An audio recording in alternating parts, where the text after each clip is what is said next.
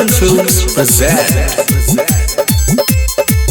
एगो लइका पीछा करता कई दिन से हम पे मरता। एगो लइका पीछा करता कई दिन से हम पे मरता। कहे मिले खातिर दिल बेकरार हो गइल। सरसों में उ बोला के फूल झाड़ गइल। सरसों में उ बोला के फूल झाड़ गइल। Mix by Golu Sanjeev.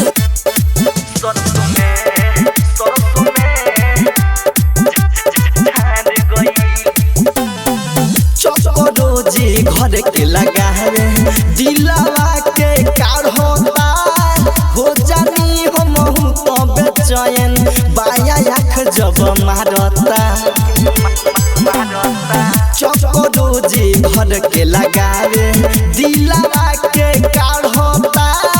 हो जानी हम तो बेचैन बाया आँख जब मारता।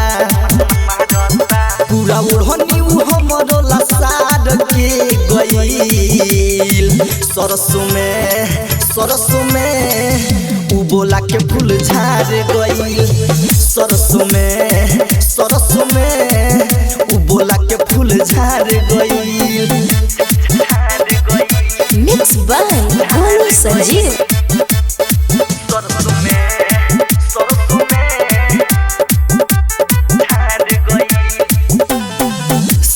रंजन सोनी अपना जाल में फंसा लिहलस। राय लेके पिपिनी से मिले खातिर बोला लिहलस।